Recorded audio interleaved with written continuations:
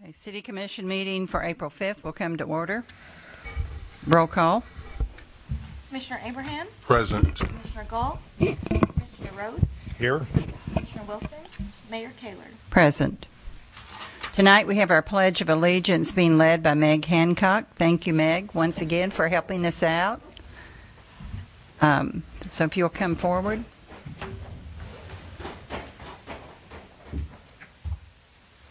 I pledge allegiance to the flag of the United States of America and to the republic for which it stands, one nation, under God, indivisible, with liberty and justice for all.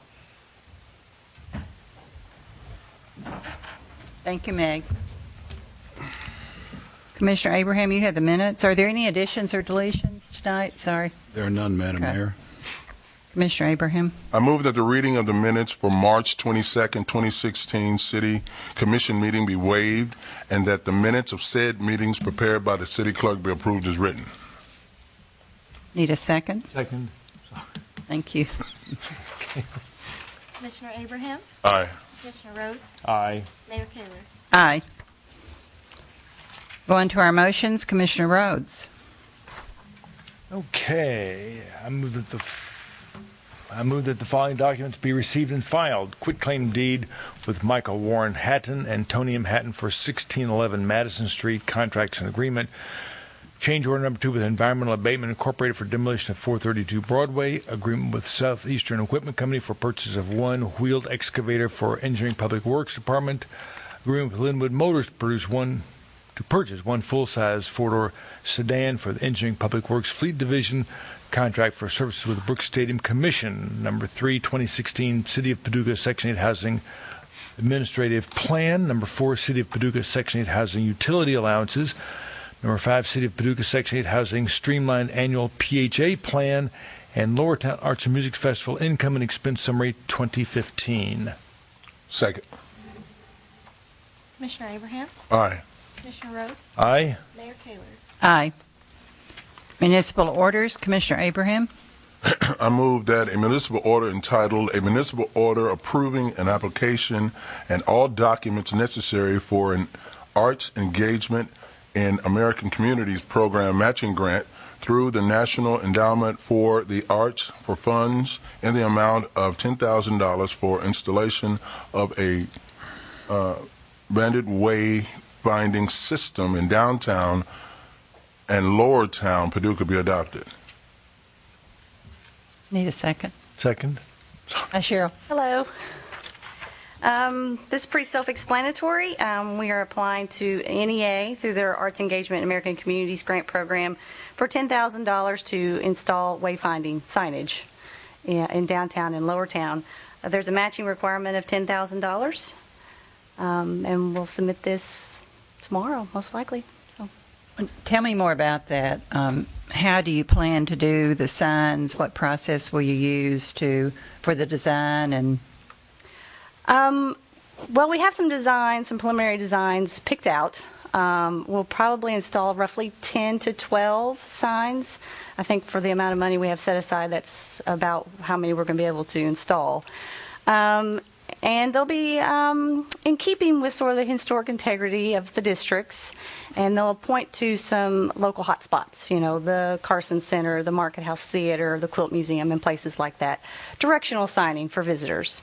They'll be eye level because they're mostly pedestrian signage, so not, anybody can bump their head or whatever, but, relatively low, so they're easy to read, large, very visual signs, so they're easy to read as you're driving and walking. So, a little bit more background on that. As you all recall, wayfinding was part of the River Area Master Plan that was developed and accepted by the Commission a few years ago. And in fact, there was an appropriation made from the investment fund several budget cycles ago in excess of $100,000.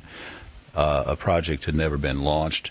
The money's been retained in that fund, so it is from that fund that this will be drawn to actually begin a kind of a mini wayfinding project that is expected to just expand, I think, over the years. So we'll spend 10 of the 100? Yes. Okay. I believe it was in excess of 100. It could have been close to 150. And since that time as well, we've looked to that fund possibly to assist in expenses associated with directional changes on Broadway and Jefferson should we get there.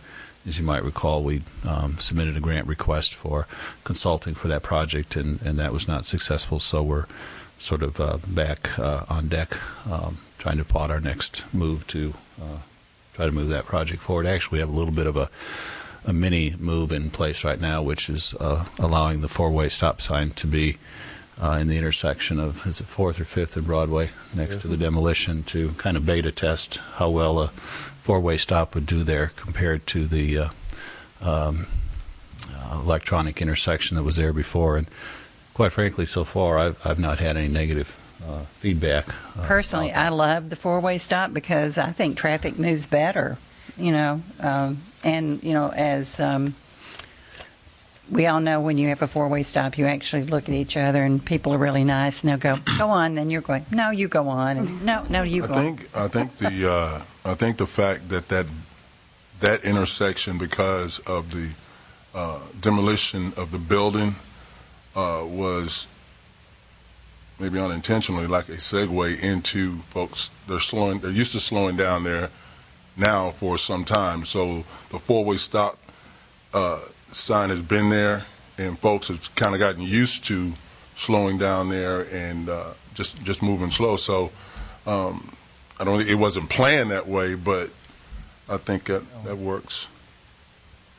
Plus, it eliminates that long pause at a stoplight when there is nothing going on and you're just sitting for what seems like, time enough to have a root canal while you're waiting for the light to turn green.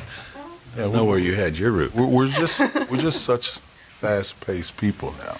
I just went to the dentist. It's, what is it, 60 seconds? It's too long. Too long. Gotta go. So will we get to see some of the signage before we approve this? Oh, sure. Okay. We have some very preliminary signage that's very popular in different communities. But yes, you guys will be involved in the selection process. Okay.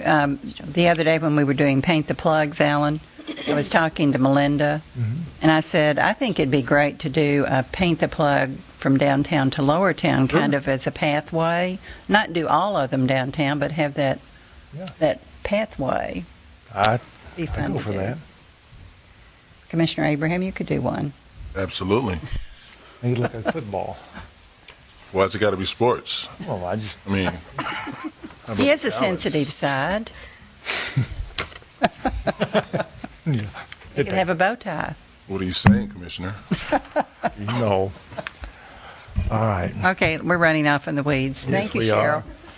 Oh, I have more. Oh, okay. Yes. All right, you're just going to stand up there. Save time. Stand Commissioner there. Rhodes, right. introduction. We don't vote on them. I move that the Board of Commissioners endorse an ordinance entitled, An Ordinance of the City of Paducah Approving an Agreement with Kentucky Department for Local Government. Okay. Sorry, I moved on too quickly. Oh. You can read it again, okay?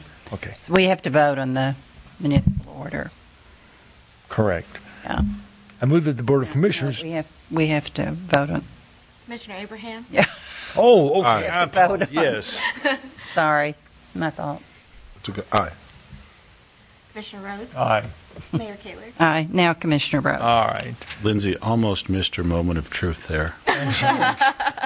I move that the Board of Commissioners introduce an ordinance entitled, An Ordinance of the City of Paducah Approving an Agreement with Kentucky Department for Local Government to obtain a Community Development Block Grant Award for demolition of 432 Broadway and authorizing the mayor to execute all documents related to same. This ordinance is summarized as follows.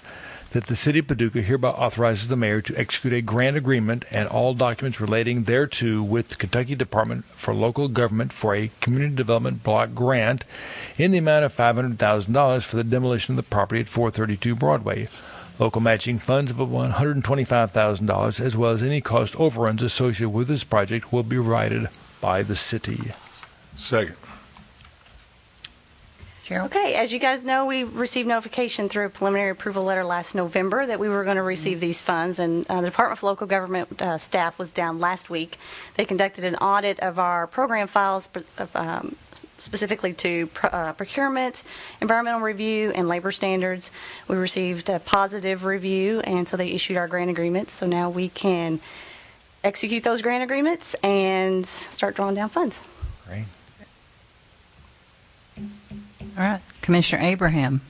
I move that the Board of Commissioners introduce an ordinance entitled, an ordinance authorizing the mayor to execute a contract for services with the Greater Paducah Economic Development Council for specific services that will include services for Entre Paducah. This ordinance is summarized as follows: that the mayor is hereby authorized to execute a contract with Greater Paducah Economic Development Council in the amount of $250,000 to be paid in equal quarterly allocations of $62,500 for performance of services as outlined in said contract. Further, this contract will include services for Entre Paducah in the amount of $50,000 to be paid in equal quarterly allocations of $12,500. This contract shall expire June 30th, 2016. Second. City Manager, did you? Well, that's it's a little late in coming, but that's the annual contract that essentially gives commission blessing to the economic impact of the funds that provide in support of Paducah economic development, which is what you need to do to be in compliance with the state statute. Okay. We'll go on to our ordinance adoption. Commissioner Rhodes. I move that the Board of Commissioners adopt an ordinance entitled, an ordinance authorizing the mayor to execute a grant agreement and all documents relating thereto with the Kentucky Department for Local Government for a 2015 Recreational Trails Grant Program Award. This award is summarized as follows: that the City of Paducah hereby authorizes the mayor to execute a grant agreement and all documents related thereto with the Kentucky Department for Local Government for a 2015 Recreational Trails Grant Program Award in the amount of $68,095 for the construction of a 1/3 mile walking trail in the health park located at 421 North 13th Street. The funds required for the match of $171,405 will be provided by the Foundation for a Healthy Kentucky, investing in Kentucky's future grant. Second. Cheryl. I believe this was introduced to you last week, so I don't have anything to add other than what Steve's already presented to you. I'm happy to answer any questions you might have. So, when do you think we will get that grant? Well, right now we're kind of stuck on moving forward with construction. There's two federal pots of money in that project, this one and the Land and Water Conservation Fund. Land and Water funds are through the National Park Service, and we are waiting for their approval of our environmental review documents before they'll issue our grant agreement, which will allow us to start work. We cannot turn the first bucket of dirt without environmental clearance. So we're waiting for that. I've been expecting it since last July, so I'm not sure how much longer it can take, but we keep hearing any day now, so that's where we are. So our hope is to bid in the next couple of months. We have about a 3-month construction period. So hopefully by winter we would hope to have most of this work completed, hopefully. The Rotary Play Park, is it slipped now? Do we have sort of a hopefully established date, or is it? I believe June 20th is the day they're looking to start. It's about a 5 to 7 day community build. Right. And I believe the 20th of June is the date they plan to start. We actually are meeting Friday about that with the Rotary. We have, and maybe you shouldn't say, but I mean, this waiting before we do any dirt work, does that spill over into that also, I suspect? It does, and that is a concern that we've had for several months. I'm not sure how that's going to play out yet. I have asked, and I have not received an answer from the National Park Service, what are the ramifications if we start the playground work without that environmental clearance. I haven't received I haven't received a word yet, but I kind of know the answer, or at least I think I do. I'm hoping I'm wrong, but so Let no good deed go unpunished. You said that the last time I was up here. Alan, look at it this way. It gives Rotary a little bit more time Yes, it to raise the money because, I mean, It does. it's costing more than we thought. Of course, what I think about is that is a work on that project as we get ever closer to August, in the heat of August and September. Yep. But anyway, it'll be fine when it happens. It'll be great. It'll be great. Thank you. Thank you. City Clerk. Commissioner Abraham? Aye. Commissioner Rhodes? Aye. Mayor Kayler? Aye. Commissioner Abraham? I move that the Board of Commissioners adopt an ordinance entitled an ordinance authorizing the mayor to execute an engagement agreement for legal representation in the cable communications franchise renewal process and to handle other cable communication issues. This ordinance is summarized as follows: that the mayor is hereby authorized to execute an engagement agreement with Moss and Barnett in an amount not to exceed $25,000 for legal representation in the cable communication franchise renewal process and to handle other cable communications issues. Second. City Clerk? Commissioner Abraham? Aye. Commissioner Rhodes? Aye. Mayor Kayler? Aye. City Manager's Report? Well, there's a lot going on in Paducah, obviously, with the coming of spring and all the activities. I do want to comment for those who might be curious if we actually could pull this off or not. The pavilion is up, and that's a lot of effort, activity went into that project, that process. I want to thank A&K Construction, general contractor, for doing a bang-up job. They're subcontractor Central Paving as well. There's still some work going on, some sidewalks, some approaches. There'll be some sod put in, and it'll be looking real nice.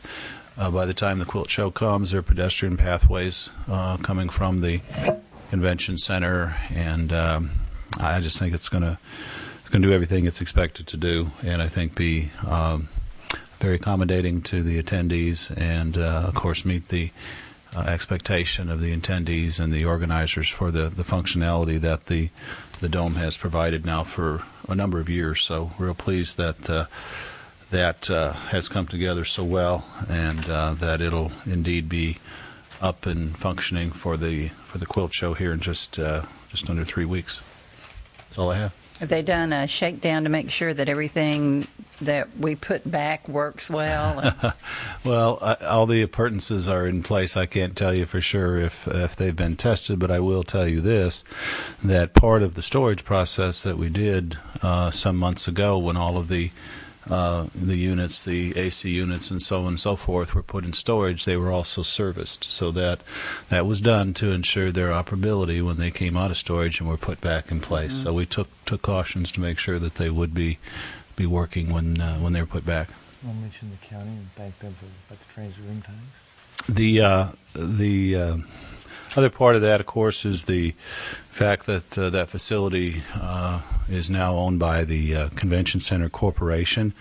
It's an asset of the Convention Center Corporation that functions as space for that, for the quilt shows now. It's nice to be able to say that.